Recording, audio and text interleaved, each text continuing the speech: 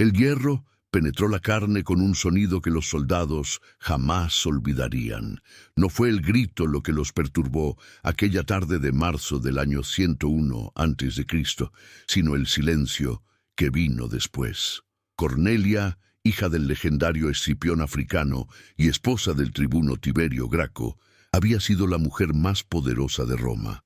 Ahora yacía en el suelo de una villa abandonada en las afueras de la ciudad, rodeada por 6 legionarios que habían recibido órdenes de hacer desaparecer no solo su cuerpo, sino cualquier rastro de su existencia. ¿Cómo llegó la matrona más venerada de la República a convertirse en un problema que debía ser eliminado con la brutalidad reservada para los enemigos del Estado? La historia de Roma está plagada de mártires y héroes, pero pocas ejecuciones fueron tan calculadamente crueles, tan meticulosamente diseñadas para borrar no solo una vida, sino el legado entero de una dinastía. Lo que sucedió en aquella villa no fue un asesinato político común, fue un ritual de aniquilación, una lección de poder que resonaría durante generaciones. Y comenzó mucho antes de que la primera gota de sangre manchara el mármol italiano. Si te apasiona descubrir la historia que los libros de texto omitieron, suscríbete ahora y activa la campana. Aquí desenterramos el pasado sin censura. Para entender por qué Cornelia tuvo que morir de la manera más atroz posible, debemos retroceder 30 años, hasta una época en que su nombre era sinónimo de virtud romana. Nacida en el año 190 a.C., Cornelia pertenecía a la gens Cornelia, una de las familias patricias más antiguas y prestigiosas de Roma. Su padre, Publio Cornelio Escipión Africano, había derrotado a Aníbal en Sama y salvado la República del colapso total. Su madre, Emilia Tercia, descendía de otra línea de héroes militares. Desde su infancia, Cornelia fue educada no solo en las artes domésticas tradicionales, sino también en literatura griega, filosofía estoica y retórica política, una rareza para las mujeres romanas de cualquier clase social. A los 17 años, fue prometida a Tiberio Sempronio Graco, un plebeyo distinguido, pero sin el lustre aristocrático de los Cornelios. El matrimonio, arreglado por su padre antes de morir, pareció en principio una alianza desigual. Sin embargo, Tiberio Graco demostró ser un comandante capaz y un político astuto. Juntos, Cornelia y Tiberio formaron una pareja inusual para los estándares romanos. Ella aportaba el linaje y la conexión con la élite senatorial. Él traía la perspectiva plebeya y el entendimiento de las masas que luchaban por sobrevivir en una república cada vez más desigual. Durante 15 años de matrimonio, Cornelia dio a luz a 12 hijos. Solo 3 sobrevivieron hasta la adolescencia, 2 varones, Tiberio y Cayo, y una hija, Sempronia. La mortalidad infantil era común, pero la pérdida de 9 hijos marcó profundamente a Cornelia. Los historiadores posteriores la recordarían diciendo que sus joyas eran sus hijos, una frase que se convirtió en emblema de la maternidad romana ideal. Pero había algo más oscuro en esa dedicación maternal. Cornelia no solo criaba herederos, estaba forjando revolucionarios. Cuando Tiberio Graco murió en el año 154 a.C., durante una campación militar en Hispania, Cornelia tenía 36 años y un patrimonio considerable. Múltiples propuestas de matrimonio llegaron desde las familias más poderosas de Roma, incluyendo una del rey Ptolomeo Éctoso de Egipto. Rechazó todas. En una sociedad donde las viudas aristocráticas rápidamente se convertían en moneda de cambio político mediante nuevos matrimonios, la decisión de Cornelia de permanecer sola fue revolucionaria. Estableció su residencia en Miseno, una villa costera al norte de Nápoles, y se dedicó enteramente a la educación de sus hijos supervivientes. Miseno se convirtió en un centro intelectual donde convergían filósofos griegos, retóricos, poetas y políticos reformistas.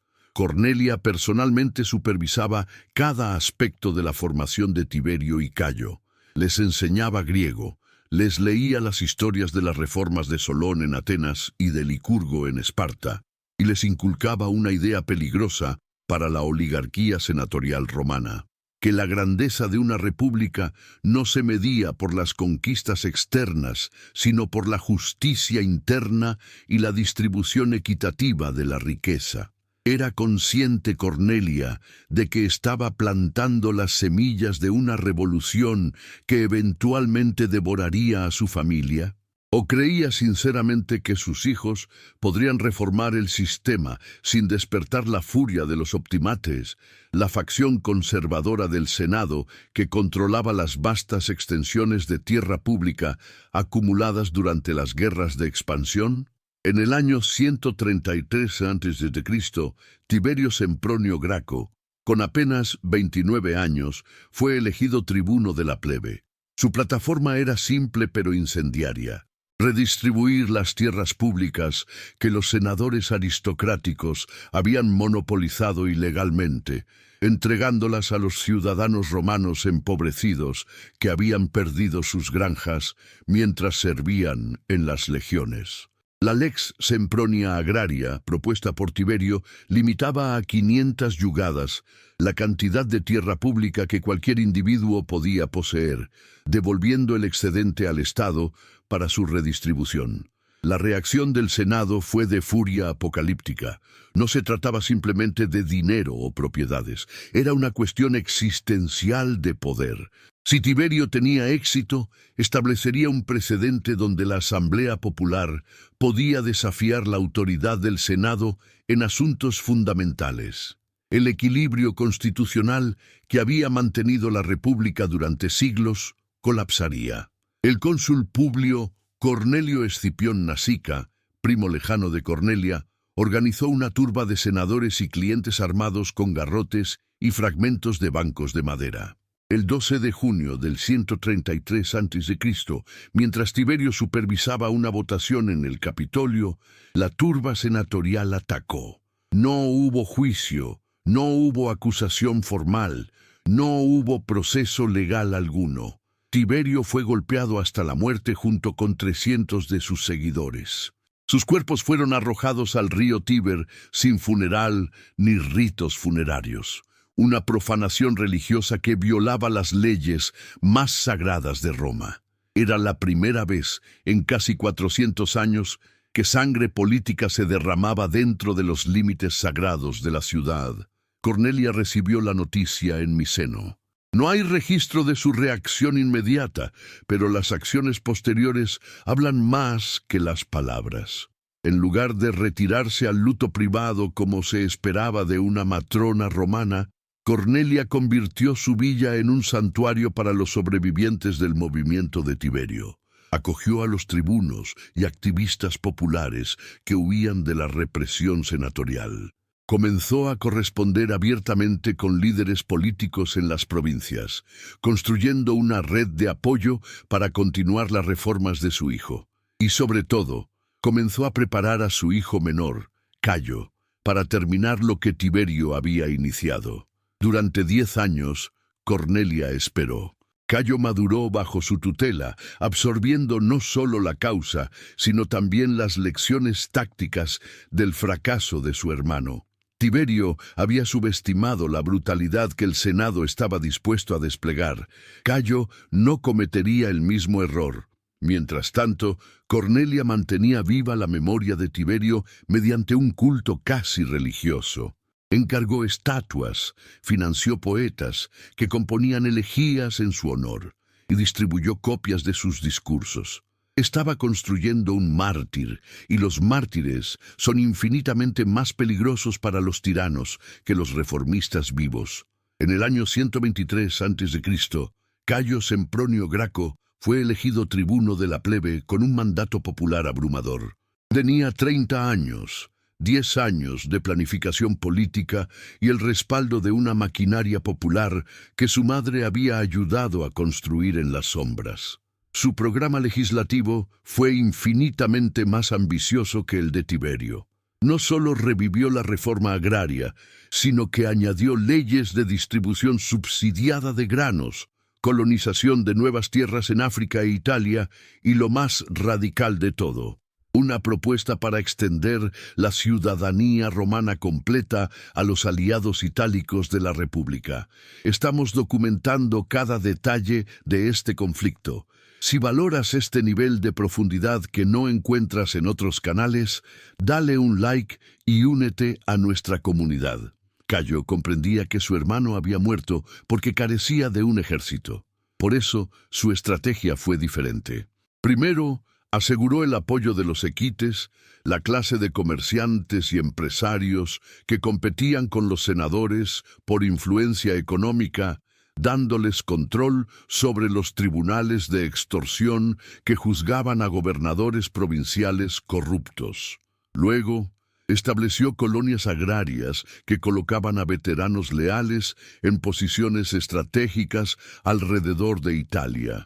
Finalmente, construyó una red de carreteras que no solo facilitaba el comercio, sino que también permitía el rápido movimiento de tropas y simpatizantes populares. Durante 2 años, Cayo fue reelegido tribuno, violando otra tradición romana no escrita. Cada mes promulgaba nuevas leyes que debilitaban el poder senatorial absoluto. Roma no había visto concentración semejante de poder popular desde los días de los reyes, expulsados 4 siglos atrás. Cornelia observaba desde Miseno y, según algunos relatos, visitaba regularmente Roma para aconsejar a su hijo sobre estrategia política. Pero el Senado había aprendido de su error anterior. Asesinar a un Graco había creado un mártir y energizado el movimiento popular. Asesinar a 2 Gracos convertiría a la familia en una dinastía revolucionaria inmortal. Necesitaban destruir no solo a Cayo, sino también a la fuente ideológica del movimiento, Cornelia misma. La trampa se cerró lentamente. En el año 122 a.C., el tribuno Marco Livio Druso, financiado secretamente por el Senado, propuso reformas aún más radicales que las de Cayo, diseñadas no para implementarse, sino para dividir la base popular. Funcionó. Los votantes confundidos comenzaron a fragmentarse entre facciones. Cayo, percibiendo el peligro, intentó forzar la votación de su ley de ciudadanía para los aliados itálicos antes de perder momentum político. El Senado respondió con una táctica constitucional devastadora. Declaró el Senatus Consultum Ultimum, un decreto de emergencia que otorgaba al cónsul Lucio Opimio poderes dictatoriales para defender la República por cualquier medio necesario. Era una licencia legal para el asesinato masivo. El enfrentamiento final ocurrió el 10 de diciembre del 121 a.C., en el Monte Aventino. Cayo y sus 3.000 seguidores ocuparon el templo de Diana, preparándose para resistir. Opimio rodeó la colina con arqueros cretenses, soldados tracios y una cohorte completa de legionarios. No fue una batalla, fue una masacre. Los arqueros dispararon flechas en arcos altos que caían como lluvia mortal sobre los defensores desarmados. Cuando la resistencia colapsó, los legionarios subieron y ejecutaron sistemáticamente a cualquiera que permaneciera con vida. Cayo intentó escapar hacia el Tíber. Su esclavo más leal, Filócrates, lo acompañaba. Según los relatos, cuando los perseguidores estaban a punto de alcanzarlos en el puente Sublicio, Cayo ordenó a Filócrates que le cortara la garganta. El esclavo obedeció. Luego se suicidó inmediatamente sobre el cuerpo de su amo. Pero ni siquiera en la muerte Cayo encontraría dignidad. Opimio había ofrecido el peso en oro de la cabeza de Cayo a quien la entregara. Un gladiador llamado Septimuleyo decapitó el cadáver, vació el cráneo de cerebro y lo llenó con plomo fundido para multiplicar su peso antes de reclamar la recompensa. 3.000 seguidores de Cayo fueron ejecutados sin juicio.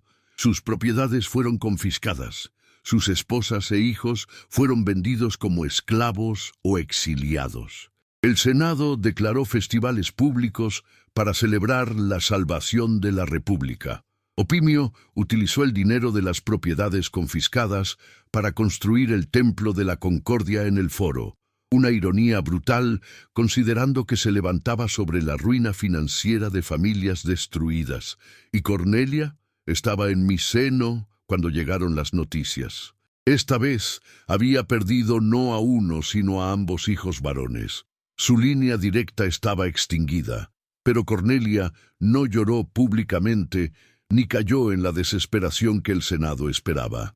En cambio, abrió su villa completamente, convirtiéndola en un centro permanente para intelectuales, filósofos y cualquier figura política que osara cuestionar el orden senatorial. Correspondía con figuras prominentes en todo el Mediterráneo. Sus cartas, escritas en un latín elocuente y preciso, circulaban entre los círculos educados como manifiestos políticos apenas velados. El Senado enfrentaba un problema insoluble. Cornelia era demasiado prominente para asesinar abiertamente como habían hecho con sus hijos. Su familia, los Cornelios, todavía incluía cónsules y generales que no tolerarían una afrenta directa. Además, matarla convertiría a toda la familia Graco en una santísima trinidad de mártires. Necesitaban algo diferente. Necesitaban humillarla de tal forma que su legado quedara manchado para siempre. Los rumores comenzaron sutilmente. Circulaban historias en los baños públicos y mercados de que Cornelia había tenido relaciones incestuosas con sus hijos, que su influencia política sobre ellos era en realidad dominación sexual. Se susurraba que había envenenado a su propio esposo para poder controlar a sus hijos sin interferencia paterna.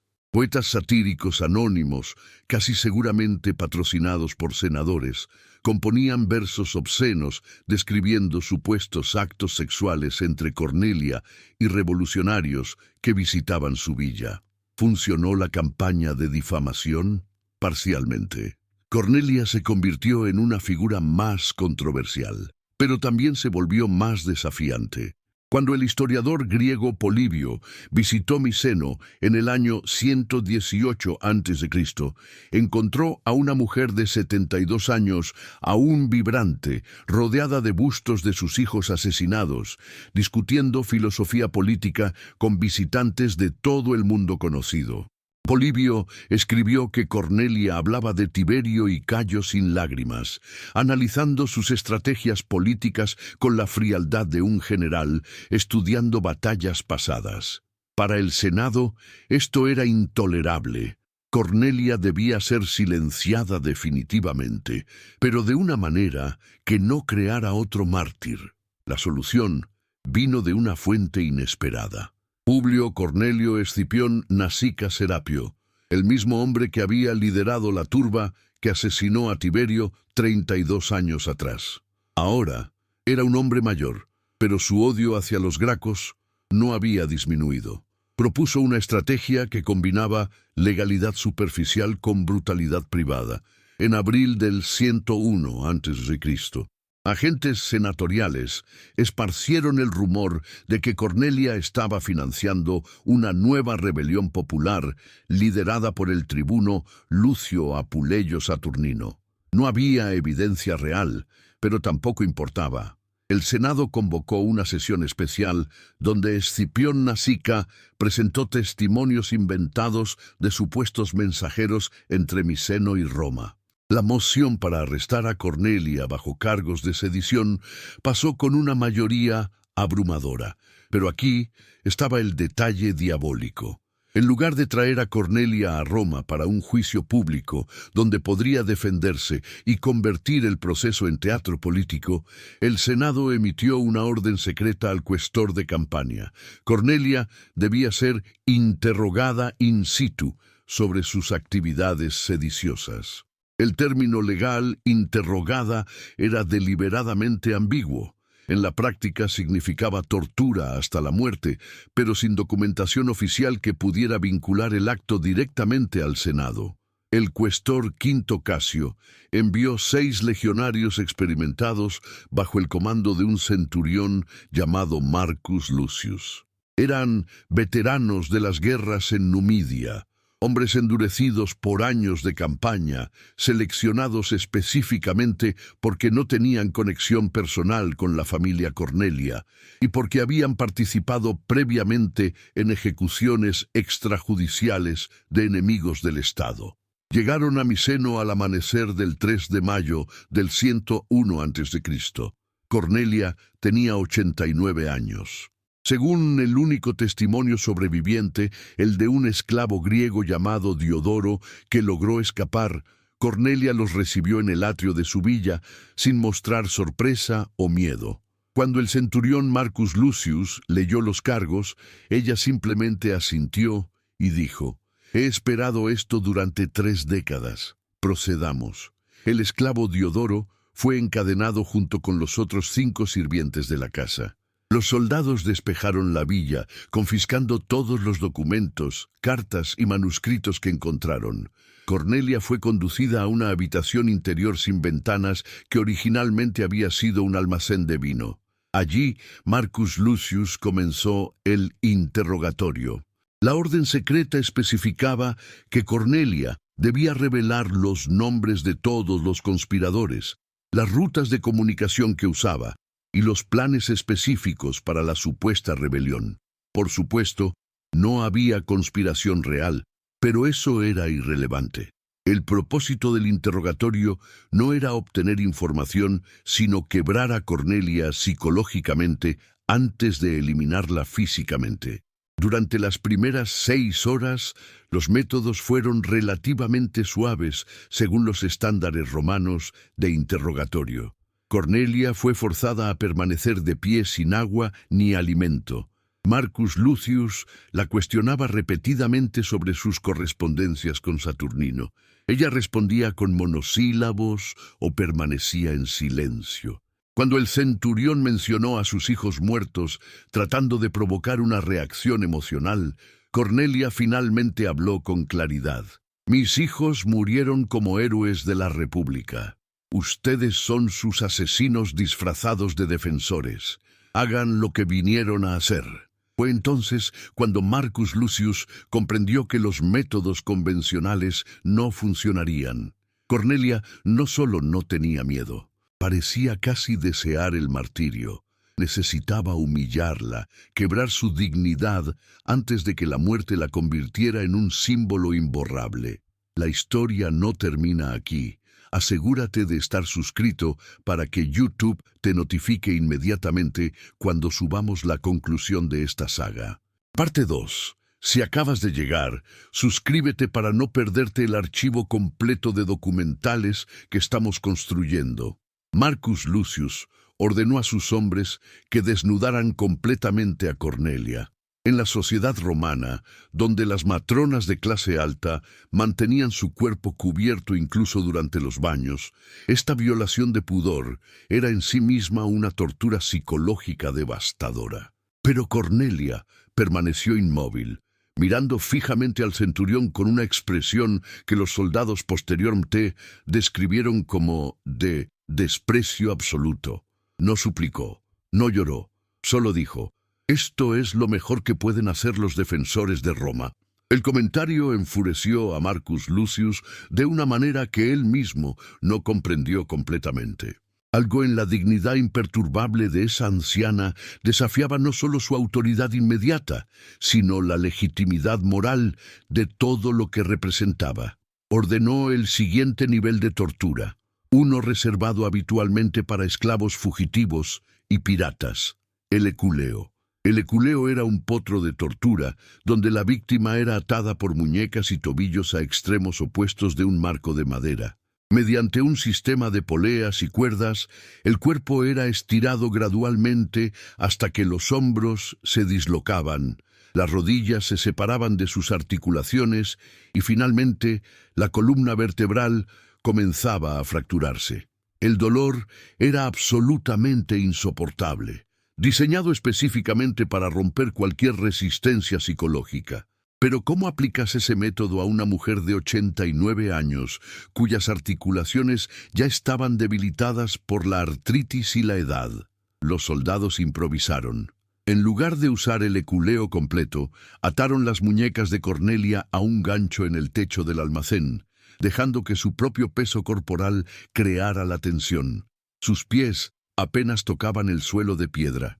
La posición forzaba todo el peso sobre las articulaciones de los hombros y codos. El testimonio del esclavo Diodoro, recogido décadas después cuando se atrevió a hablar ante un historiador griego, describe lo que sucedió durante las siguientes horas. Cornelia colgaba en silencio. Los hombros se dislocaron casi inmediatamente con chasquidos audibles que hicieron estremecer incluso a los soldados veteranos. Sus brazos se alargaron visiblemente, estirándose de manera antinatural, pero no gritó. Según Diodoro, que escuchaba desde la habitación adyacente donde estaba encadenado, solo se oían respiraciones profundas y controladas, como si Cornelia estuviera aplicando técnicas estoicas de control del dolor. Marcus Lucius continuó el interrogatorio. Exigía nombres, direcciones, detalles de conspiraciones que no existían. Cornelia respondía ocasionalmente con fragmentos de filosofía estoica en griego, o citaba a su padre Escipión Africano, o simplemente permanecía en silencio. Después de 3 horas colgando, su piel comenzó a rasgarse en las muñecas donde las cuerdas cortaban. La circulación en sus manos se había cortado completamente, volviéndolas azules y luego negras. ¿Qué pasaba por la mente de aquellos soldados mientras torturaban a una mujer que podría haber sido su abuela? Algunos historiadores posteriores sugirieron que estaban simplemente siguiendo órdenes, que la brutalidad militar los había desensibilizado. Pero el testimonio de Diodoro ofrece una perspectiva diferente. 2 de los 6 legionarios comenzaron a vomitar mientras observaban. Otro se retiró de la habitación y no regresó. Incluso Marcus Lucius, el centurión endurecido, mostraba signos de perturbación creciente, pero continuó porque detenerse ahora significaría reconocer la monstruosidad de lo que estaban haciendo. Al caer la noche del primer día, bajaron a Cornelia del gancho. Estaba semiconsciente por el dolor y la deshidratación. Sus brazos colgaban inútiles, las articulaciones destrozadas. Los soldados la dejaron en el suelo de piedra fría sin cobija ni agua. Esa noche, Diodoro escuchó algo que lo aterrorizó más que los gritos de dolor. Escuchó a Cornelia cantando. Era una nana antigua, que las madres romanas cantaban a sus hijos, la misma que ella probablemente había cantado a Tiberio y Cayo décadas atrás. Su voz era débil y quebrada, pero las palabras eran claras. Estaba desafiando a sus torturadores de la manera más fundamental posible, negándoles el poder de destruir su humanidad. Al amanecer del segundo día, 4 de mayo, Marcus Lucius enfrentaba un dilema. Sus instrucciones eran obtener una confesión y nombres de conspiradores. Pero Cornelia claramente prefería morir antes que cooperar, y cada hora que pasaba aumentaba el riesgo de que alguien en Miceno notara la presencia militar en la villa y alertara a autoridades locales o aliados políticos de Cornelia.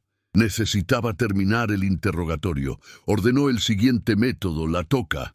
En esta técnica, la víctima era inmovilizada boca arriba en una pendiente con los pies elevados y la cabeza hacia abajo. Un paño se colocaba sobre la cara y luego se vertía agua lentamente sobre él, creando la sensación de ahogamiento sin realmente ahogar a la víctima. El pánico fisiológico que induce es tan intenso que muchos prisioneros confesaban cualquier cosa después de solo 30 segundos de la experiencia. Colocaron a Cornelia sobre una tabla inclinada en el patio interior de la villa, donde el sol matutino de mayo ya calentaba las piedras. Con sus brazos destrozados, no podía resistir de ninguna forma. Marcus Lucius personalmente colocó el paño de lino sobre su rostro arrugado. Luego, con una jarra de cerámica, comenzó a verter agua desde la frente hacia abajo. El efecto fue inmediato. El cuerpo de Cornelia convulsionó violentamente, intentando instintivamente escapar de la sensación de ahogamiento. Sus piernas se sacudían contra las ataduras. El paño se adhería a su boca y nariz, bloqueando completamente el aire. Pero cuando Marcus Lucius detuvo el agua y retiró el paño para permitirle respirar y hablar, Cornelia tosió agua y sangre. Luego susurró algo que el centurión jamás olvidaría. Mi padre derrotó a Aníbal, mis hijos casi derrotaron al Senado. ¿Tú crees que me derrotarás con agua? La respuesta enfureció aún más a Marcus Lucius. Repitió el procedimiento una y otra vez, 5 veces, 10 veces, 20 veces. El agua mezclada con sangre de los pulmones de Cornelia comenzó a formar un charco alrededor de la tabla. Su cuerpo ya no convulsionaba con tanta fuerza. Estaba entrando en shock por trauma múltiple. Pero cada vez que le permitían respirar, permanecía en silencio o murmuraba palabras en griego que los soldados no entendían. Fue entonces cuando uno de los legionarios, un veterano llamado Gaius Marius, sin relación con el famoso general del mismo nombre, se acercó a Marcus Lucius y habló en voz baja. «Centurión, esto no tiene sentido. Ella nunca hablará. Y si alguien descubre lo que estamos haciendo aquí, no habrá forma de justificarlo. Debemos terminar esto ahora». Marcus Lucius sabía que el soldado tenía razón, pero también sabía que sus órdenes especificaban que Cornelia debía ser interrogada hasta que coopere o ya no pueda seguir resistiendo. La segunda condición era ambigua intencionalmente. ¿Significaba hasta que muriera? ¿O hasta que quedara tan incapacitada que fuera irrelevante? Decidió interpretar las órdenes de la manera que preservara al menos un vestigio de su propia conciencia. Ordenó un último método, uno que garantizaría que incluso si Cornelia sobrevivía, nunca podría funcionar como figura política o intelectual nuevamente: la mutilación de manos y lengua. En la antigua Roma, mutilar a un ciudadano romano era un crimen capital excepto bajo circunstancias específicas: traidores convictos, desertores militares y, según ciertas interpretaciones legales, conspiradores sediciosos. Marcus Lucius se aferró a esa última categoría para justificar lo que estaba a punto de ordenar. Trajeron a Cornelia de vuelta al almacén interior. La colocaron sobre una mesa de madera pesada, asegurando su cuerpo con cuerdas en 6 puntos diferentes. Uno de los soldados, que había servido previamente como médico de campo, fue designado para realizar las mutilaciones. Se necesitaba cierta habilidad quirúrgica, porque el objetivo no era matar a Cornelia inmediatamente, sino dejarla viva, pero permanentemente silenciada. Con un cuchillo de hoja corta calentado al rojo vivo para cauterizar mientras cortaba, el soldado médico comenzó con la mano derecha. Cortó 4 dedos a la altura de la segunda falange, dejando solo el pulgar. La cauterización creó un humo acre con olor a carne quemada que llenó la habitación. Cornelia, ya en estado de shock profundo, emitió un grito animal que los esclavos encadenados escucharon a través de las paredes de piedra. Luego repitió el procedimiento con la mano izquierda. ¿Por qué dejar los pulgares? Según el testimonio de Diodoro, Marcus Lucius especificó que Cornelia debía mantener la capacidad de sostener objetos básicos con las manos, pero perder completamente la habilidad de escribir. Era una crueldad calculada.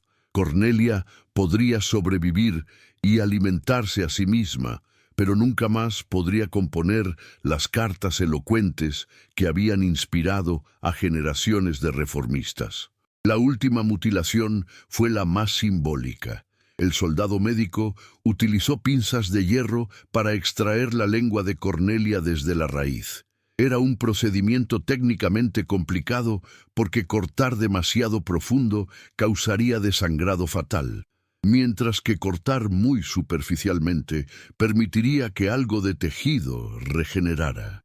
El médico trabajó metódicamente, cortando músculos y ligamentos hasta que pudo extraer completamente la lengua. Luego, cauterizó la herida con un hierro al rojo vivo, presionado directamente contra la carne expuesta. Diodoro describió el sonido como el chisporroteo de carne sobre fuego, acompañado por un gemido gutural que no parecía humano. Cuando terminó, Cornelia yacía inmóvil, excepto por temblores ocasionales. Su respiración era superficial y errática. Los soldados creyeron que moriría en cuestión de horas. Marcus Lucius ordenó a sus hombres que limpiaran la escena.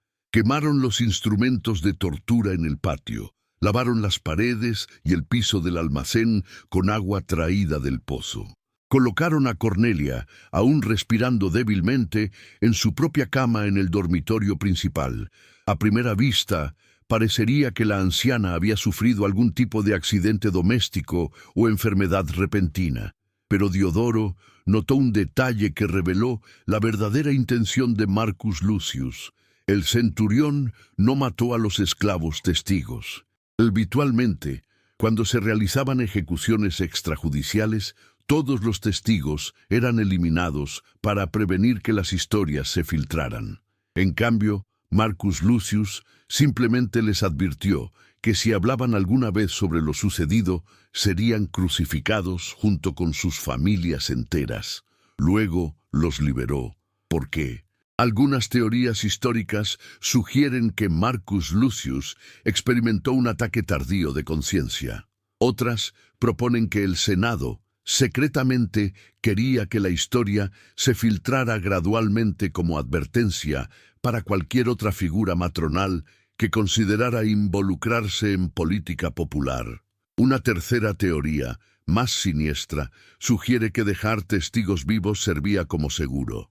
Si alguien alguna vez cuestionaba las acciones del centurión, él podría argumentar que si realmente hubiera querido ocultar un crimen, habría eliminado todas las evidencias y testigos. Los soldados partieron de Miseno esa misma noche bajo cobertura de oscuridad. Llevaron consigo todos los documentos y cartas confiscados, que posteriormente fueron quemados en Roma sin ser catalogados.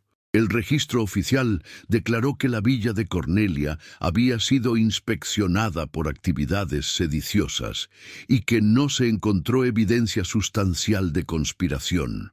No hubo mención de interrogatorio, tortura o mutilación. Cornelia sobrevivió. Contra todas las probabilidades médicas de la época, su cuerpo envejecido se aferró a la vida. Los esclavos que no habían sido interrogados regresaron gradualmente a la villa y encontraron a su matrona viva, pero destruida. Sin dedos funcionales, no podía escribir. Sin lengua, no podía hablar claramente, excepto mediante sonidos guturales ininteligibles. Los doctores griegos, que fueron llamados en secreto por amigos de la familia, hicieron lo que pudieron, pero las heridas estaban demasiado cauterizadas para cualquier reparación real. ¿Qué pasó por la mente de Cornelia durante los meses siguientes? No tenemos acceso directo a sus pensamientos, pero las acciones de aquellos que la rodeaban ofrecen pistas. Varios escritores y filósofos que habían sido parte de su círculo en Miseno continuaron visitándola. Desarrollaron un sistema donde Cornelia podía comunicarse mediante gestos rudimentarios y expresiones faciales. Diodoro, que permaneció con ella como esclavo personal, afirmó que Cornelia insistía en levantarse cada día al amanecer y sentarse en el atrio donde antes había recibido visitantes y discutido política. La noticia de lo que le había sucedido a Cornelia se filtró gradualmente a través de redes subterráneas de simpatizantes populares. No hubo declaración oficial, no hubo acusaciones públicas, pero la historia comenzó a circular en versiones susurradas en mercados, baños y tabernas. El Senado nunca confirmó ni negó nada. Esa ambigüedad calculada servía a sus propósitos. La historia funcionaba como advertencia sin que hubiera evidencia legal que pudiera ser usada en su contra. Publio Cornelio Escipión Nasica, el arquitecto original de la estrategia, murió solo 4 meses después de la mutilación de Cornelia. Según algunas fuentes, durante sus últimas semanas sufrió pesadillas donde veía a Cornelia con sus manos mutiladas, señalándolo. Su familia quemó su cuerpo en una ceremonia funeraria privada inusualmente pequeña para un senador de su rango, y evitaron hacer el elogio público tradicional. El hijo de Nasica posteriormente se retiró de la política romana y se mudó a Grecia, donde vivió el resto de su vida como filósofo estoico. Coincidencia o no, nunca más mencionó a su padre ni a los Gracos en ninguno de sus escritos sobrevivientes. Marcus Lucius, el centurión que había dirigido la tortura, fue promovido a primipilus, centurión senior, de su legión 6 meses después. Sin embargo, su vida posterior fue marcada por episodios de lo que hoy reconoceríamos como trastorno de estrés postraumático. En el año 97 a.C., durante una campaña en Macedonia, Marcus Lucius se separó de su unidad durante la noche y fue encontrado al amanecer ahorcado de un árbol. No había nota de suicidio, pero sus compañeros soldados reportaron que había estado hablando solo constantemente, discutiendo con voces invisibles que lo acusaban de crímenes innombrables. Cornelia vivió en su estado mutilado durante casi 2 años completos, hasta el invierno del año 99 a.C. Durante ese tiempo, su villa en Miseno se convirtió en un sitio de peregrinación silenciosa. Reformistas, populares y simplemente curiosos la visitaban para ver a la mujer que el Senado había intentado destruir, pero no logró matar. No podía hablar, pero su mera existencia era un discurso político más elocuente que cualquier oración. El poeta Lucio Cornelio Balbo, quien visitó Miseno en el otoño del 99 a.C., escribió un fragmento que sobrevivió en citas posteriores. Vi a la madre de los Gracos, sentada bajo la vid que ella misma plantó cuando sus hijos aún vivían. Sus manos eran garras inútiles. Su boca no formaba palabras, pero sus ojos ardían con una furia que ninguna tortura podía extinguir. En ese momento comprendí que Roma había ganado la batalla, pero había perdido su alma. Cornelia murió durante la noche del 12 de enero del 99 a.C., probablemente de neumonía complicada por infecciones crónicas de sus heridas nunca completamente sanadas. Tenía 91 años. Los esclavos encontraron su cuerpo al amanecer, acostado pacíficamente en su cama, como si simplemente hubiera decidido que ya era suficiente. El funeral reveló la complejidad de su legado. El Senado, temiendo disturbios populares si prohibían un funeral público, permitió ceremonias limitadas. Sin embargo, ningún magistrado oficial asistió.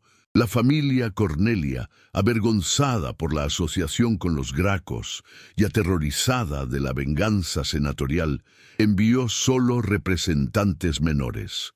Pero miles de ciudadanos comunes, plebeyos y esclavos liberados se alinearon en las calles mientras el cortejo fúnebre pasaba desde Miseno hasta el cementerio familiar fuera de Roma. No hubo elogios políticos, como Cornelia probablemente habría querido. En cambio, un anciano que había servido bajo Tiberio Graco durante su questura habló brevemente, describiendo cómo la ley agraria de Tiberio había salvado su granja familiar de la confiscación. Una mujer cuyo esposo había muerto en la represión del movimiento de Cayo habló sobre cómo Cornelia había financiado secretamente la educación de sus hijos huérfanos. Fueron testimonios simples, pero más devastadores para el Senado que cualquier discurso revolucionario, porque humanizaban a los Gracos de maneras que la propaganda senatorial nunca podría refutar. Cornelia fue enterrada sin inscripciones elaboradas. Su lápida simplemente decía: Cornelia, hija de Escipión, madre de los Gracos. Pero incluso esa descripción mínima fue considerada demasiado provocativa por algunos senadores. Dentro de una década, la lápida desapareció, probablemente destruida durante las purgas de Sila. La ubicación exacta de su tumba se perdió para la historia. Entonces el Senado logró borrar el legado de Cornelia y sus hijos a corto plazo, absolutamente. Durante las décadas siguientes, mencionar a los Gracos era casi traición. Los reformistas aprendieron a usar lenguaje codificado y evitar referencias directas. El poder senatorial parecía más consolidado que nunca, pero la historia juzga en escalas temporales más largas. Dentro de 2 generaciones, Julio César utilizaría las mismas técnicas populistas que los Gracos habían iniciado para destruir la república que el Senado había estado tratando de preservar. César incluso se casó con Cornelia, nieta de la Cornelia original y nombrada en su honor, conectando explícitamente su movimiento con el legado graco. Cuando César proclamó redistribuciones de tierra, citaba directamente las leyes de Tiberio Graco. Cuando otorgaba ciudadanía a poblaciones provinciales, hacía referencia a las propuestas de Cayo Graco. El Imperio Romano, que emergió de las guerras civiles, incorporó muchas de las reformas que los gracos habían propuesto y por las cuales murieron. La distribución subsidiada de granos se volvió permanente. Las tierras públicas fueron eventualmente redistribuidas. Los itálicos recibieron ciudadanía. El poder del Senado fue permanentemente quebrado, no por revolucionarios populares, sino por emperadores que comprendieron que el apoyo popular era más valioso que la aprobación aristocrática. Si quieres que sigamos produciendo documentales de larga duración, la mejor forma de apoyarnos es suscribiéndote. Comenta qué otra historia olvidada deberíamos investigar. Diodoro, el esclavo griego que había testimoniado la tortura de Cornelia, fue liberado en su testamento. Usó su libertad para viajar a Alejandría, donde dictó su testimonio completo a un historiador cuyo nombre se perdió, pero cuyo trabajo fue parcialmente citado por Plutarco 4 generaciones más tarde. Es gracias a esa cadena de preservación que conocemos los detalles de los últimos días de Cornelia. En los siglos siguientes, escritores romanos trataron a Cornelia con profunda ambivalencia. Para los conservadores como Cicerón, era un ejemplo de cómo las mujeres que se involucraban en política inevitablemente llevaban a desastres. Para los populistas como Salustio, era una mártir cuyo sufrimiento exponía la corrupción moral de la oligarquía senatorial. Para historiadores cristianos posteriores como San Agustín, Cornelia se convirtió en un ejemplo pre-cristiano de fe inquebrantable frente a la persecución, una protomártir que prefirió el sufrimiento físico antes que traicionar sus principios. La ironía final es que el Senado, al torturar y mutilar a Cornelia, en lugar de simplemente asesinarla como habían hecho con sus hijos, creó exactamente el tipo de símbolo político que estaban tratando de prevenir. Una muerte rápida habría sido olvidada. Pero una anciana viviendo 2 años sin manos ni lengua, negándose a esconderse o desaparecer, se convirtió en una encarnación viviente de la resistencia. Cada día que respiraba era una refutación de la propaganda senatorial sobre la naturaleza transitoria de los movimientos populares. Los legionarios que ejecutaron las órdenes de tortura eventualmente entendieron esto. Según fragmentos de cartas que sobrevivieron de uno de los soldados a su hermano en Hispania, el legionario escribió: «Seguimos nuestras órdenes como buenos soldados deben hacer. Pero descubrí que hay cosas peores que morir en batalla. Una de ellas es vivir sabiendo que torturaste a una anciana que nunca sostuvo un arma, cuyo único crimen fue amar demasiado a sus hijos y creer que Roma podría ser mejor de lo que es». En el año 42 a.C., 4 décadas después de la muerte de Cornelia, Marco Antonio dedicó una estatua en su honor en el Foro Romano. La inscripción decía: «A Cornelia, madre ejemplar y ciudadana de principios inquebrantables». Era una rehabilitación oficial, pero también una admisión implícita de lo que le había sucedido. Para entonces, suficiente tiempo había pasado que el Senado original que había ordenado su tortura estaba muerto, reemplazado por una nueva generación que necesitaba símbolos de virtud romana para legitimar el emergente sistema imperial. La estatua de Cornelia se mantuvo en el foro durante casi 3 siglos, hasta que fue derribada durante las invasiones bárbaras del siglo III después de Cristo. Su base de mármol fue reutilizada en la construcción de una iglesia cristiana, donde permaneció enterrada hasta que arqueólogos del siglo XIX la descubrieron. Hoy, fragmentos de esa estatua se exhiben en varios museos. Recordatorio silencioso de una mujer que el Estado intentó borrar, pero no pudo. ¿Qué lecciones podemos extraer de la historia de Cornelia? La más obvia es sobre el costo humano de la reforma política. Los Gracos no fueron revolucionarios violentos, propusieron reformas legales a través de canales constitucionales. Sin embargo, fueron asesinados porque desafiaron la distribución existente de poder y riqueza. Cornelia fue torturada no porque hubiera cometido crímenes, sino porque representaba la continuidad ideológica de ese desafío. Una lección más oscura trata sobre cómo los estados democráticos pueden volverse autoritarios cuando las élites sienten que sus privilegios están amenazados. El Senado romano no era una dictadura obvia. Era un cuerpo deliberativo con siglos de tradición legal y constitucional. Sin embargo, cuando enfrentaron reformas redistributivas, recurrieron al asesinato masivo, represión política y tortura extrajudicial, todo mientras mantenían la apariencia de legalidad. Pero quizás la lección más profunda es sobre la resiliencia del espíritu humano. Cornelia pasó sus últimos 2 años sin la capacidad de comunicarse a través de los medios normales, mutilada de maneras diseñadas específicamente para destruir su identidad como intelectual y líder política. Sin embargo, se negó a desaparecer. Su mera existencia visible se convirtió en una forma de resistencia. No necesitaba palabras escritas o discursos hablados para transmitir su mensaje. La injusticia que había sufrido hablaba más fuerte que cualquier retórica. Los 6 legionarios que ejecutaron la tortura de Cornelia tuvieron destinos variados. 2 murieron en batallas posteriores en Germania. 1 se retiró a una granja en Cisalpina y nunca habló de su servicio militar. El médico que realizó las mutilaciones se convirtió en cirujano privado para familias aristocráticas en Roma, acumulando considerable riqueza antes de morir pacíficamente a los 72 años.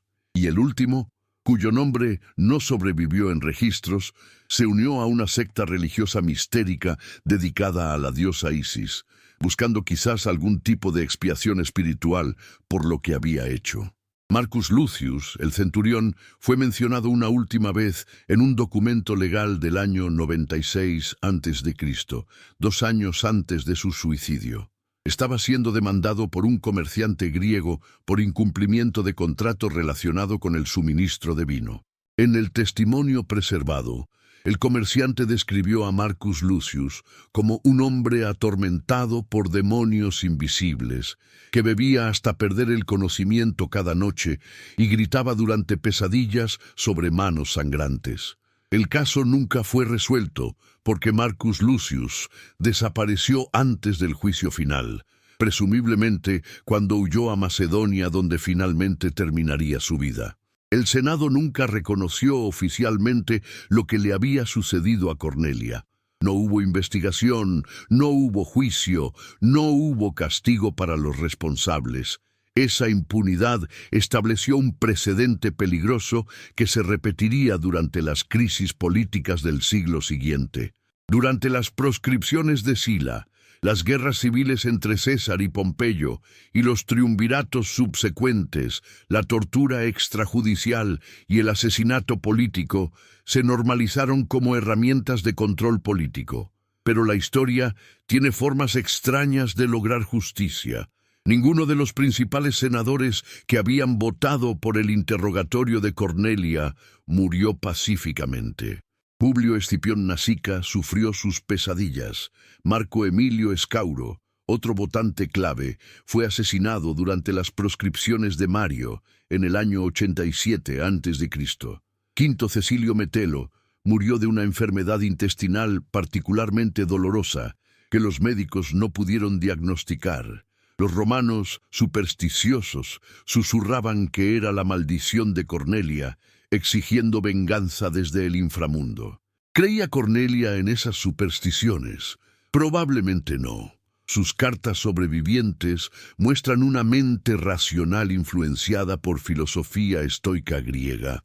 Pero habría apreciado la ironía poética de cómo sus torturadores sufrieron en maneras que reflejaban su propia culpa psicológica. La villa en Miseno donde ocurrió la tortura cambió de M. Pardos 1 paso concluido. Parte 2. Continuación. La villa en Miseno donde ocurrió la tortura cambió de manos varias veces en las décadas siguientes. Ningún propietario la mantuvo por más de 5 años. Los esclavos que trabajaban allí reportaban fenómenos extraños. Sonidos guturales durante la noche que venían del antiguo almacén de vino, la sensación de ser observados en el atrio donde Cornelia había recibido visitantes. Para el año 70 a.C., la propiedad fue abandonada completamente y cayó en ruinas. Los lugareños la llamaban la Casa de las Manos Cortadas y evitaban pasar cerca después del anochecer. En el año 63 a.C., un joven aristócrata llamado Marco Tulio Cicerón visitó las ruinas mientras investigaba material para sus discursos sobre virtud republicana.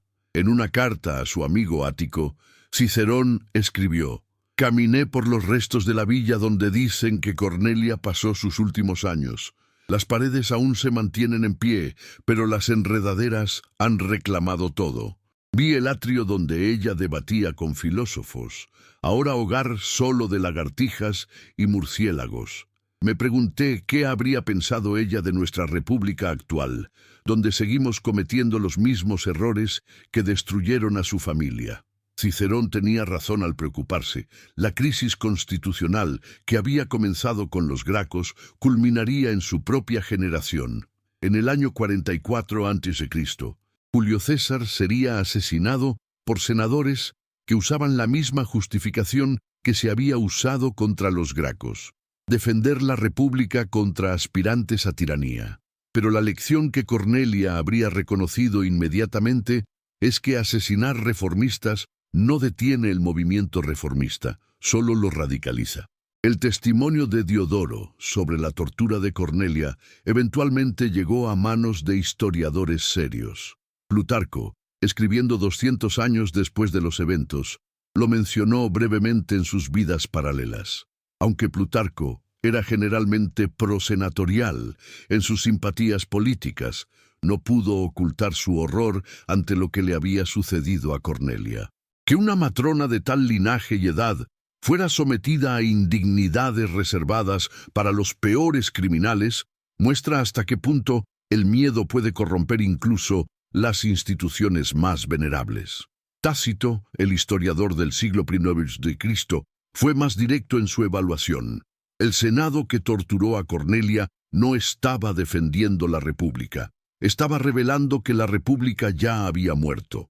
Cuando las leyes pueden ser suspendidas arbitrariamente, cuando los ciudadanos pueden ser torturados sin juicio, cuando el poder se mantiene solo mediante terror, entonces no importa qué nombres demos a nuestras instituciones, lo que tenemos es tiranía. Durante el período imperial, la historia de Cornelia se convirtió en una herramienta educativa. Los maestros de retórica la usaban como ejemplo de dignitas romana llevada al extremo absoluto. Los filósofos estoicos la citaban como prueba de que el dolor físico no puede destruir el carácter moral. Incluso algunos emperadores la invocaban, aunque la ironía de dictadores, alabando a una víctima de tortura estatal, aparentemente se les escapaba. Pero ¿qué hay de las personas comunes que no eran historiadores ni filósofos? ¿Cómo recordaban a Cornelia? Los grafitis encontrados en Pompeya, preservados por la erupción del Vesubio en el año 79 d.C., ofrecen una ventana fascinante. Una inscripción en las paredes de una taberna cerca del foro dice: Cornelia perdió sus manos, pero nunca su honor. Los senadores que la torturaron están olvidados. Otra, garabateada en un burdel, es más cruda pero igualmente reveladora. Si Cornelia pudo soportar lo que le hicieron, yo puedo soportar cualquier cosa. La historia de Cornelia se filtró también en el arte popular. Fragmentos de cerámica del siglo I d.C. muestran escenas de una mujer anciana con vendajes en las manos, rodeada de figuras que parecen estudiantes o discípulos. No hay inscripciones identificándola explícitamente como Cornelia, pero los académicos modernos están razonablemente seguros de la identificación basándose en los símbolos circundantes. Las estatuas de dos jóvenes, Tiberio y Cayo, un rollo de papiro, representando su educación, y un águila, el símbolo de los Escipiones.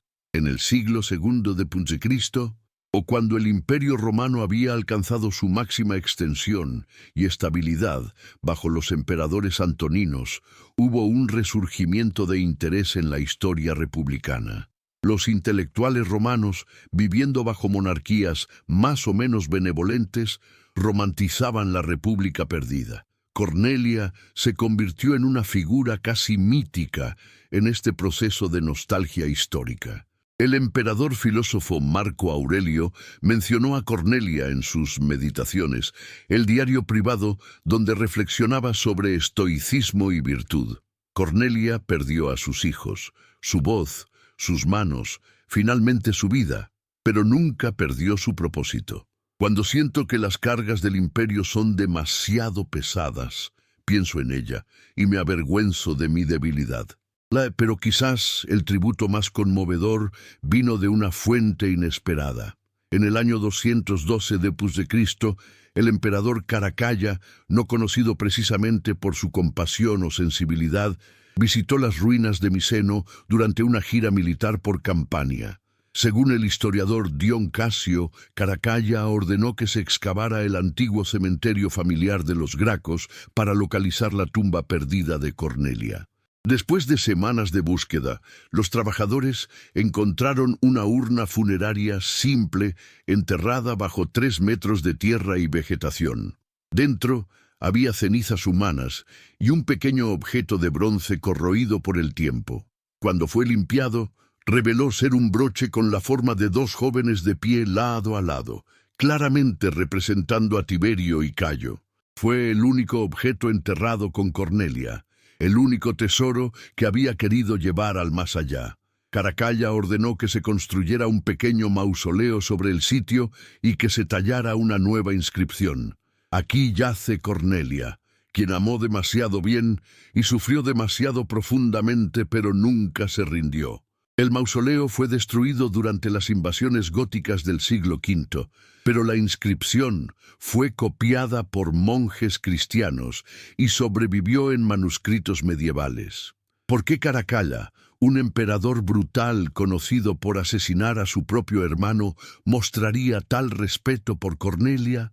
La respuesta probablemente tiene menos que ver con admiración genuina y más con propaganda política. Caracalla estaba tratando de legitimarse como defensor del pueblo contra la aristocracia senatorial, y honrar a Cornelia era una forma de conectarse con la tradición populista romana. Pero incluso la propaganda revela verdades. El hecho de que Caracalla creyera que honrar a Cornelia fortalecería su posición política demuestra cuán profundamente arraigado estaba su legado en la conciencia colectiva romana. Los primeros cristianos tenían una relación complicada con la historia de Cornelia. Por un lado, su sufrimiento paciente bajo tortura resonaba con la teología del martirio cristiano. Por otro lado, ella había luchado por causas políticas terrenales, no por salvación espiritual. Algunos padres de la Iglesia la ignoraron completamente. Otros, como Tertuliano en el siglo III, la mencionaron como ejemplo de virtud pagana que anticipaba la virtud cristiana superior. San Agustín, escribiendo en el siglo V, mientras el Imperio Romano colapsaba, ofreció la evaluación cristiana más matizada. Cornelia soportó tortura por amor a sus hijos y por principios políticos.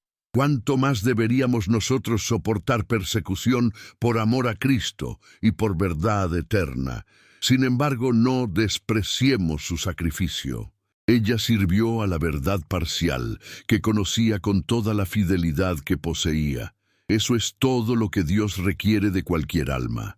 Durante la Edad Media, cuando Roma había caído y Europa estaba fragmentada en reinos feudales, la historia de Cornelia sobrevivió principalmente en manuscritos monásticos que preservaban textos clásicos. Los monjes que copiaban estas historias ocasionalmente añadían comentarios marginales reveladores. En un manuscrito del siglo IX, conservado en Montecassino, un monje escribió junto al relato de la tortura de Cornelia: los romanos antiguos podían ser tan crueles como los bárbaros que los conquistaron. Oremos para que tales atrocidades nunca regresen. Pero por supuesto, regresaron. Durante la Inquisición medieval y las guerras religiosas que destrozaron Europa, la tortura se convirtió nuevamente en herramienta política y religiosa aceptada. La diferencia es que los inquisidores y reyes no tenían la vergüenza de ocultar sus métodos. Publicaban manuales detallando técnicas de tortura, argumentando que era necesaria para extraer confesiones y proteger la ortodoxia religiosa. Un texto particularmente perturbador del siglo XIV, el Directorium Inquisitorum de Nicolau Eymerich, menciona específicamente el método de mutilación de lengua usado contra herejes persistentes. Es imposible saber si el autor conocía la historia de Cornelia, pero la similitud técnica es escalofriante. La lección sombría es que una vez que el Estado normaliza la tortura, las técnicas se preservan y transmiten a través de generaciones. El Renacimiento trajo un renovado interés en la historia romana clásica, y con él una redescubierta apreciación por Cornelia. Los humanistas italianos la celebraban como ejemplo de educación femenina y participación intelectual. Petrarca escribió un soneto imaginando una conversación entre Cornelia y su padre Escipión en el Elíseo, donde ella le cuenta sobre el destino de sus nietos y él llora por el fracaso de la República que había salvado de Aníbal. Los artistas renacentistas también redescubrieron a Cornelia. Pinturas del siglo XV y XVI la representaban típicamente en dos escenas, una mostrándola en su gloria, rodeada de estudiantes y libros, señalando a sus hijos como sus joyas; otra, mostrándola anciana y mutilada, pero aún digna. El contraste era deliberado, diseñado para evocar tanto admiración por su virtud como horror ante su destino. Pero fue durante la Ilustración del siglo XVIII cuando Cornelia alcanzó su máxima prominencia en la conciencia europea. Los filósofos franceses e ingleses, buscando precedentes históricos para sus argumentos sobre derechos naturales y tiranía gubernamental, encontraron en Cornelia un ejemplo perfecto de cómo los gobiernos republicanos podían ser tan opresivos como las monarquías absolutas. Voltaire escribió en su Dictionnaire philosophique: el Senado romano que torturó a Cornelia era técnicamente un cuerpo representativo elegido, pero representaba solo a la oligarquía aristocrática, no al pueblo. Esta es la lección. Elecciones sin verdadera representación popular no crean libertad, solo crean tiranía con mejor propaganda. La historia de Cornelia también influyó en el pensamiento revolucionario americano y francés. Los padres fundadores estadounidenses, educados en clásicos romanos, conocían bien la historia de los Gracos.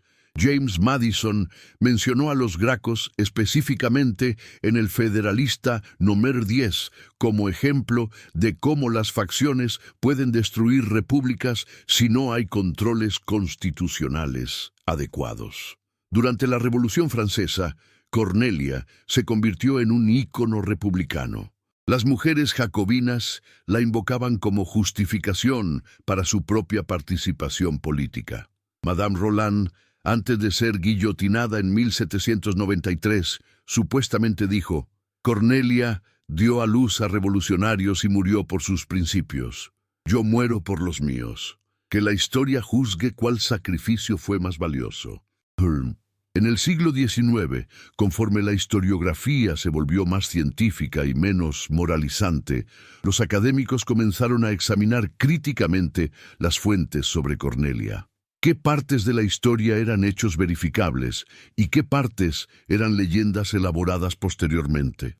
El consenso académico moderno es que Cornelia existió y fue una figura política significativa tras la muerte de sus hijos. Murió en circunstancias misteriosas que el Senado nunca explicó públicamente. Hubo testimonios contemporáneos de tortura y mutilación, preservados en fuentes posteriores. Los detalles específicos del testimonio de Diodoro podrían haber sido embellecidos con el tiempo, pero el núcleo del relato es probablemente preciso. Lo que no está en disputa es el impacto histórico. Cornelia y sus hijos representaron un punto de inflexión en la historia romana. Antes de los Gracos, el conflicto político se resolvía mediante negociación y compromiso. Después de los Gracos, la violencia política se normalizó. La república que había sobrevivido las guerras púnicas y conquistado el Mediterráneo colapsó desde dentro, destruida por su propia incapacidad de reformarse pacíficamente. En el siglo XX, la historia de Cornelia adquirió nuevas resonancias.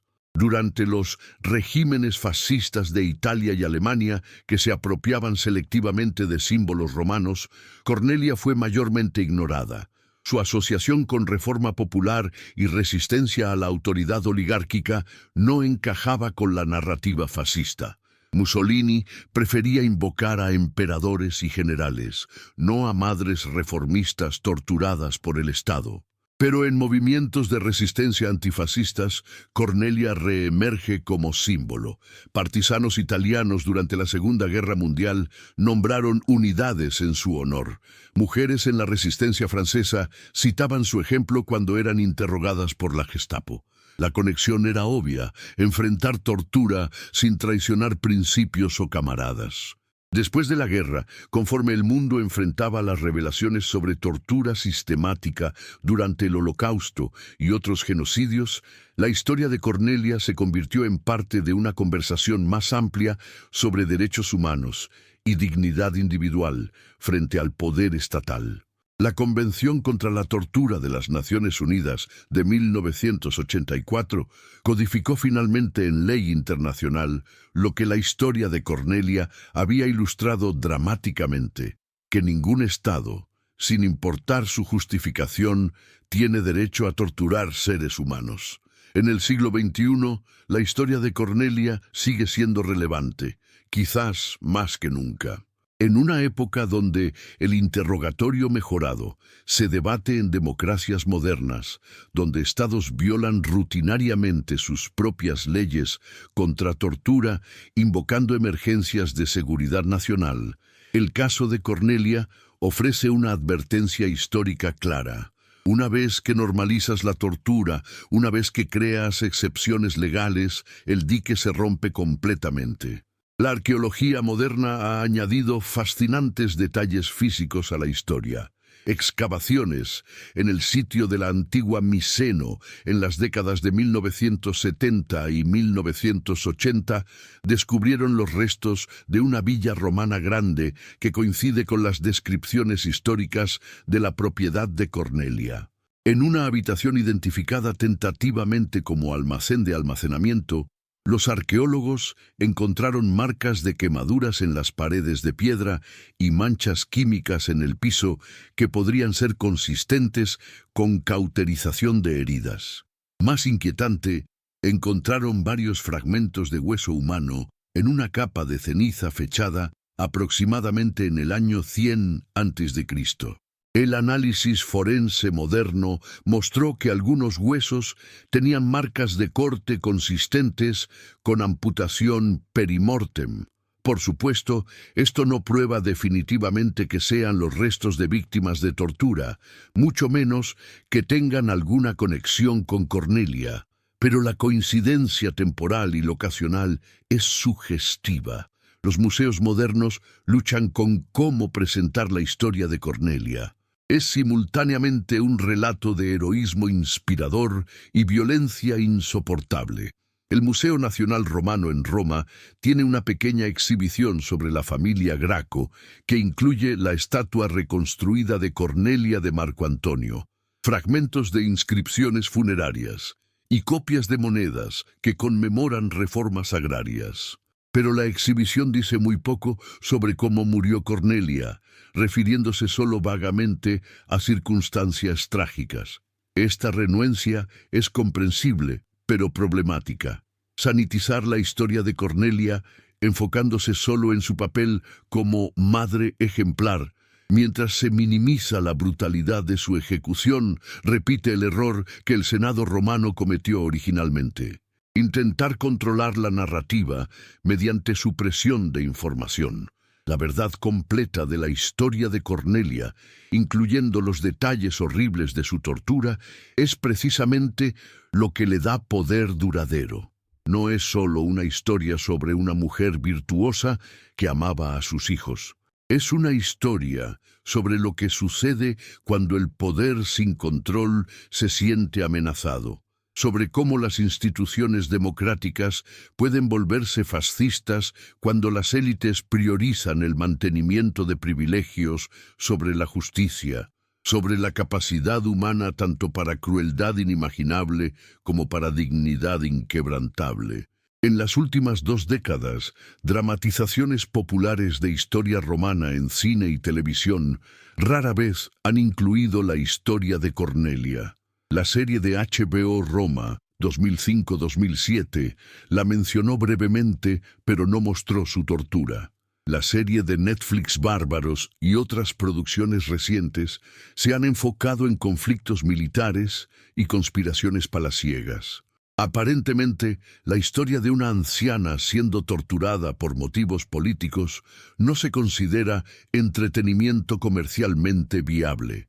Sin embargo, esta es precisamente la historia que las audiencias modernas necesitan encontrar. En una era de populismo resurgente, polarización política extrema y erosión de normas democráticas en múltiples países, los paralelos con la crisis de la República Romana tardía son imposibles de ignorar. Cornelia representa una lección que cada generación debe reaprender: que los principios democráticos deben ser defendidos activamente, que las élites no renunciarán al poder voluntariamente y que el precio de la reforma puede ser devastadoramente alto. ¿Qué habría pensado Cornelia sobre cómo es recordada 2000 años después? Basándonos en sus cartas sobrevivientes y los relatos de contemporáneos, probablemente habría encontrado toda la hagiografía y mitologización ligeramente absurda. No se veía a sí misma como heroína o mártir, sino simplemente como una madre que trataba de continuar el trabajo que sus hijos habían comenzado. Su resistencia bajo tortura no fue un acto de bravuconería dramática, sino un simple rechazo a cooperar con injusticia. Pero también habría apreciado que su sufrimiento no fue en vano. Las reformas que los Gracos propusieron, las reformas por las cuales Tiberio y Cayo murieron y por las cuales ella fue torturada, eventualmente se implementaron. La distribución de tierras se realizó. Los derechos se extendieron. El poder senatorial oligárquico fue quebrado. No sucedió como ella esperaba, y el costo fue el colapso de la República misma, pero las injusticias fundamentales que su familia había intentado corregir fueron finalmente abordadas. Existe un epílogo final a la historia de Cornelia que rara vez se cuenta. En el año 410 d.C., cuando Roma fue saqueada por los visigodos de Alarico, el mausoleo que Caracalla había construido sobre la tumba de Cornelia fue profanado. Los soldados germánicos buscaban tesoros enterrados y no les importaba la santidad de sitios funerarios romanos. Según el historiador cristiano Procopio, los godos abrieron la tumba de Cornelia y encontraron, junto con las cenizas y el broche de bronce, algo inesperado: una pequeña tableta de cera con escritura preservada por la sequedad de la tumba. Procopio afirma que la tableta contenía un mensaje corto escrito por Cornelia poco antes de morir, probablemente dictado a Diodoro, ya que no podía escribir con sus manos mutiladas. El texto, según Procopio, decía simplemente: «A quien quiera que lea esto en siglos futuros, los tiranos son mortales, los principios son eternos, elijan sabiamente cuál servir». Los historiadores modernos debaten si esta anécdota es auténtica o una invención piadosa de Procopio para propósitos moralizantes. No hay evidencia física de tal tableta, y la preservación de cera escrita durante 500 años parece improbable. Pero como sucede con muchos aspectos de la historia de Cornelia, la verdad literal importa menos que la verdad moral. Cornelia, hija de Escipión Africano, esposa de Tiberio Graco, madre de revolucionarios, víctima de tortura estatal, vivió 91 años que abarcaron algunos de los eventos más turbulentos en la historia romana.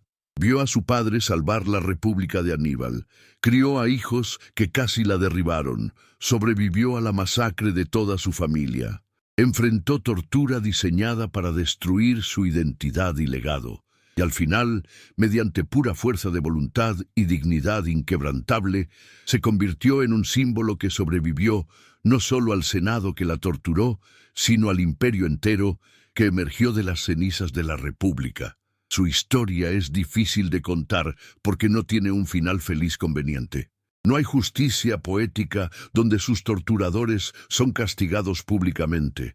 No hay momento triunfal donde sus principios son vindicados inequívocamente. Solo hay una anciana sufriendo brutalmente, negándose a quebrantarse, muriendo finalmente en su propia cama, rodeada por esclavos leales, siendo enterrada en relativo anonimato. Pero esa aparente falta de resolución dramática es precisamente lo que hace que la historia de Cornelia sea tan poderosa. La historia real rara vez proporciona narrativas limpias. El cambio real toma generaciones. Los mártires reales mueren sin saber si su sacrificio importó. Cornelia no tenía forma de saber que 2000 años después, personas en todos los continentes seguirían contando su historia, seguirían encontrando inspiración en su resistencia, seguirían aprendiendo de la República que falló en reformarse hasta que fue demasiado tarde. En el corazón del Foro Romano hoy, bajo las capas de escombros de imperios caídos, está en algún lugar la base de la estatua que Marco Antonio erigió en honor a Cornelia. Los turistas caminan sobre ella diariamente sin darse cuenta. Los vendedores ambulantes venden souvenirs baratos a metros de donde alguna vez estuvo su imagen en mármol. Los gatos callejeros romanos duermen en las ruinas de templos construidos para celebrar su supresión, pero su historia sobrevive. En cada sociedad que lucha con cómo equilibrar seguridad y libertad, orden y justicia, tradición y reforma, los dilemas que los gracos enfrentaron y que Cornelia sufrió por defender siguen sin resolverse.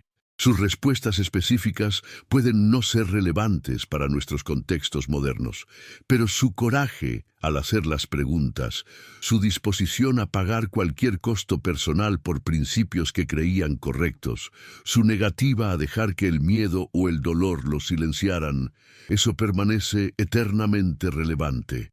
Cornelia perdió sus hijos, sus manos, su voz, finalmente, su vida. Pero nunca perdió su dignidad. El Senado romano, en su determinación de borrarla de la historia, inadvertidamente la inmortalizó. Cada intento de silenciarla se convirtió en testimonio de por qué necesitaba ser escuchada. Cada método de tortura aplicado a su cuerpo de 89 años se convirtió en evidencia de la bancarrota moral del sistema que afirmaba defender los valores romanos. Al final, la pregunta que la historia de Cornelia nos plantea no es si sus políticas específicas eran correctas o si los métodos de sus hijos eran sabios. La pregunta es mucho más fundamental. ¿Qué estamos dispuestos a hacer cuando vemos injusticia? ¿Nos quedaremos en silencio para protegernos? ¿Hablaremos sabiendo que podría costarnos todo? Y si hablamos, tendremos el coraje de seguir hablando incluso cuando la respuesta sea violencia, que intentará silenciarnos permanentemente. Cornelia respondió esas preguntas con su vida y con su muerte. Su respuesta todavía resuena 2 milenios después. Un susurro desde las ruinas que se niega a ser ahogado por el paso del tiempo. La justicia vale cualquier costo personal. La dignidad no puede ser quitada, solo abandonada, y las voces silenciadas por tiranía de alguna manera gritan más fuerte que cualquier propaganda. En las colinas sobre Miseno, donde alguna vez estuvo su villa, los turistas modernos vienen a admirar las vistas de la bahía de Nápoles. Pocos saben que están parados en terreno empapado con el sufrimiento de una de las mujeres más extraordinarias de la historia antigua. Pero quizás eso también es apropiado. La grandeza de Cornelia nunca fue sobre reconocimiento o fama. Fue sobre vivir y morir según principios que creía verdaderos. El Senado romano ha estado muerto durante 16 siglos. Sus miembros son olvidados, excepto por especialistas académicos. Pero una mujer anciana que torturaron, cuyas manos cortaron, cuya lengua arrancaron, cuyo nombre intentaron borrar, sigue siendo recordada, sigue siendo contada, sigue enseñándonos. Eso es victoria. No la victoria rápida y limpia de las películas, sino la victoria lenta e inexorable de la verdad sobre la mentira, de la humanidad sobre la brutalidad, de principios sobre poder. Cornelia, hija de Escipión, madre de los Gracos, mártir de la República, perdió todas las batallas de su vida, pero ganó la guerra que importaba. La guerra por ser recordada como algo más que una víctima, como alguien cuya vida significa algo más allá de su sufrimiento. Y por eso, 2000 años después, seguimos contando su historia.